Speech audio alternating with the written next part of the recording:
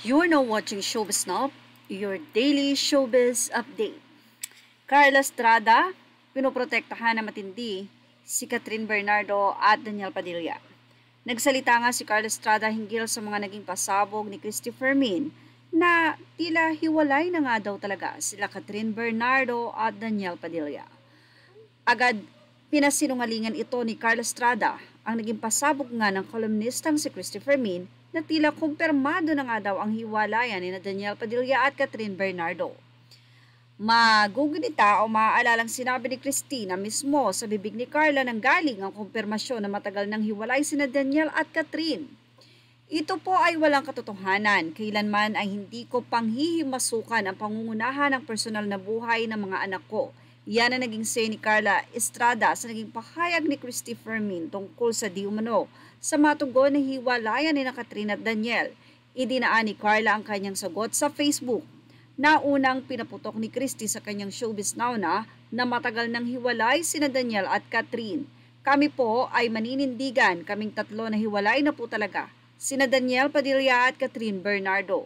Umami na po si Carla Estrada sa isa niyang kaibigan na wala na, tapos na. Ayon kay Christy Fermin ay totoong break na nga daw itong sila Catherine Bernardo at Daniel Padilla at ito yung mismo yung nanggaling sa bibig ni Carla Estrada. Sa Showbiz Now na kinumpirma ni Christy Fermin ito. Ayon kay Christy, mismong si Carla Estrada ang nagsabi na hiwalay na ang kanyang anak na si Daniel at si Catherine. Kami po ay maninindigan, yan ang sagot pa ni Christy Fermin. Nahiwalay na talaga sila Daniel Padilla at Catherine Bernardo. Umami na po si Carla Estrada sa isa niyang kaibigan na wala na, tapos na. Ang tanong na lang ngayon, kailan yan naganap? Hindi po namin i-quote si Carla Estrada dahil hindi namin siya nakausap ng personal. Sa talakayan ni Christy Wendell Alvarez at Mel Chica, isa umano sa mga umiikot na dahilan ng paghihiwalay ni Daniel at Catherine ay ang issue sa passbook ng aktor.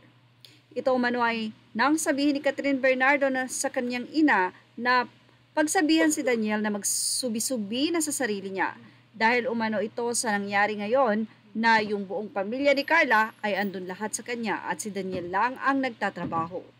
Sinabihan daw si Catherine ng mami nito na payuhan si Daniel na kunin na nito ang backbook sa nanay nitong si Carla. Pwede namang umanong nagkasawaan na sina Daniel at Catherine dahil sa katagalan ng kanilang relasyon hanggang sa pumasok na nga sa eksena si Andrea Brillantes. Anyway, ano nga ba ang katotohanan? Pero syempre, sumagot na nga si Carla na ito ay walang katotohanan at hindi siya nagme-medal o nangingialam sa kanyang mga anak. Yan ang ating Showbiz Now update. Images are all credit to the rightful owners and thank you for watching Showbiz Now.